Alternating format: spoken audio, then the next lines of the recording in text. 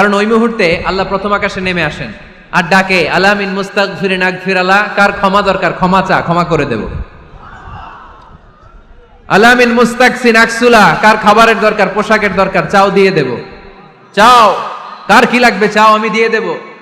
এজন্য শেষ রাতের দোয়া আল্লাহ কবুল করে। সুন্নাহকে যদি আমরা জিজ্ঞেস করি, বিশ্বনবী রেখে যাওয়া সুন্নাতে যদি আমরা একটু তালাশ করি, একটু স্ক্যানিং করি, একটু চোখ গোলাই, তাহলে সুন্নাহ আমাদেরকে বলে বেশি বেশি নফল ইবাদত করো আর আল্লাহর নৈকট্য হাসিল করো।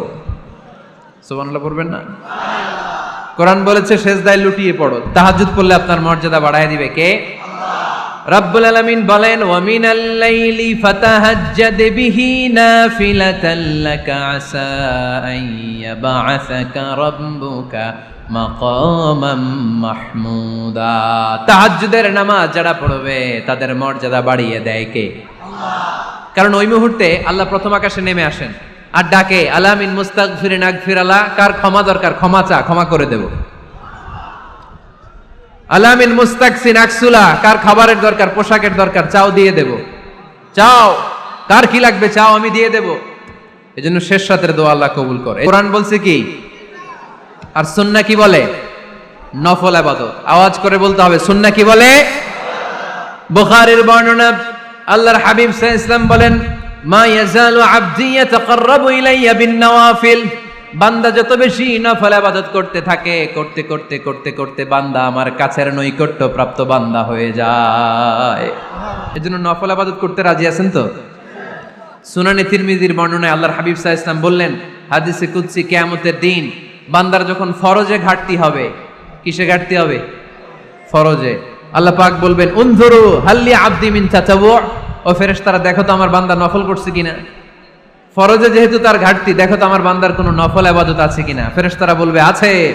আল্লাহ বলবেন তাহলে ফরজগুলার যেহেতু ঘাটতি, নফল থেকে কিছু এনে ফরজে বসাই দিয়ে এগুলোর ফরজ বানায় দাও। এজন্য নফল ইবাদতের দরকার আছে না নাই?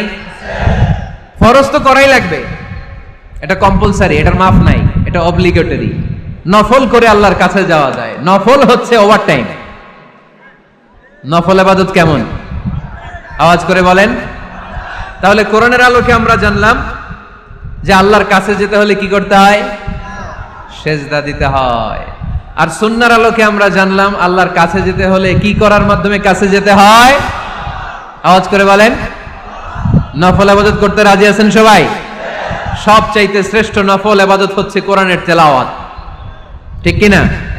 আল্লাহর হাবিব সাল্লাল্লাহু আলাইহি ওয়াসাল্লাম বললেন নফল ইবাদতের মাধ্যমে আল্লাহর কাছে যেতে চাও, নৈকট্যপ্রাপ্ত বান্দা হতে চাও, আফদালুল ইবাদাতি তিলাওয়াতুল কোরআন। সবচাইতে যত নফল ইবাদতের লিস্ট হতে পারে এই লিস্টে র‍্যাঙ্কিং এ 1 নাম্বার থাকবে কোরআনের তেলাওয়াত। এই কোরআন তেলাওয়াত করতে রাজি আছেন তো? আমার হাতে যে কিতাবটার নাম কি? সবাই বলতে পারেন নাই? আওয়াজ করে বলেন তো কিতাবটার নাম। এই কিতাবে ভুল আছে? সন্দেহ আছে? সংশয় আছে? এটা আলোর পথ দেখায়। এই কিতাব মানুষকে মানুষের মতো মানুষ বানায়, ঠিক কিনা? গরুর পেট থেকে বেরোলে ওটা গরু, ছাগলের পেট থেকে বেরোলে ওটা ছাগল হয়, মানুষের পেট থেকে বেরোলে ওটা মানুষ হয় না, ওটার মানুষ বানাইতে হয়। মানুষ বানানোর জন্য কোরআন পড়ার দরকার আছে না নাই? তাহলে নফল ইবাদত করে আমরা আল্লাহর নৈকট্য পেতে চাই। 1 নাম্বার যে ইবাদতের কথা আপনাদেরকে শোনালাম সেটা হচ্ছে কোরআনের তেলাওয়াত। রাজি আছেন সবাই? ফজরের পরেই এই নিমসার এলাকায়, এই কুমিল্লা এলাকায় কোরআনের সুমধুর বাণীতে আমাদের গ্রামগুলো মুখরিত থাকতে হবে। আওয়াজ করে বলেন ঠিক কিনা? একটা সময় ছিল আমার বাংলার ৬৮,০০০ গ্রাম থেকে ফজরের পর কোরআনের ধ্বনি শোনা যেত। ৬৮,০০০ গ্রাম থেকে মক্তবগুলো থেকে আল্লাহর বাণী শোনা যেত। কিন্তু এখন নানা ষড়যন্ত্রের কবলে পড়ে আমাদের মক্তব বন্ধ হচ্ছে, আমাদের কোরআন তেলাওয়াত থেমে যাচ্ছে। কোরআনের তেলাওয়াত কশিনকালেও থামায় দেওয়া যাবে না। চিল্লায় বলেন ঠিক কিনা? রোজ সকালে শুনতাম আগে আল কোরআনের বাণী রে, আল কোরআনের বাণী। এখন শুনি সারে গামার দীপ্ত ফ্যান ফেনানি। ধর্মপ্রাণ মুসলমান আজকাল হয়েছে মডার্ন ধর্মপ্রাণ। আমরা বড়ই ধর্মপ্রাণ, নামাজ রোজার কিছু নাই, ভুলেও ধরি না কোরআন। ধর্মপ্রাণ ঠিক না?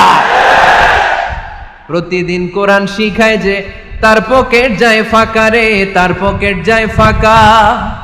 সপ্তাহে 2 দিন গান শিখায় যে নেয় তো 1000 টাকা।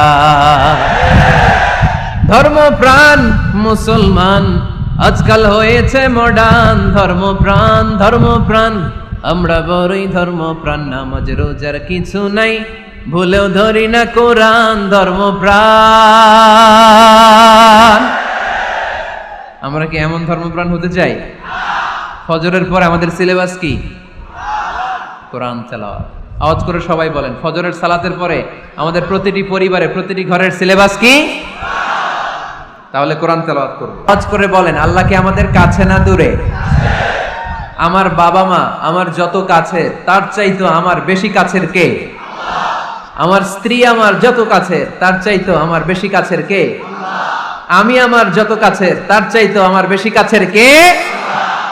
আল্লাহ তাআলা, তিনি যে আমাদের কাছের, এটা বোঝানোর জন্য তিনি কোরআনে 2টি শব্দ ব্যবহার করেছেন। আওয়াজ করে বলতে হবে, কটি? 2টি। এক জায়গায় ব্যবহার করেছেন করিব, আরেক জায়গায় ব্যবহার করেছেন আকরাব। এক জায়গায় ব্যবহার করেছেন কি? বলেন না, করিব। আরেক জায়গায় ব্যবহার করেছেন কি? রব্বুল আলামিন বলেন, وَإِذَا سَأَلَكَ عِبَادِي عَنِّي فَإِنِّي قَرِيبٌ أُجِيبُ دَعْوَةَ الدَّاعِ إِذَا دَعَانِ فَلْيَسْتَجِيبُوا لِي وَلْيُؤْمِنُوا بِي لَعَلَّهُمْ يَرْشُدُونَ। রব্বুল আলামিন বলেন, নবী হে, আমার বান্দারা যখন তোমাকে জিজ্ঞেস করে আমি কোথায়, তুমি বলে দাও ইন্নী করিব, আমি কাছে। আল্লাহু আকবার, তিনি কাছে। আল্লাহর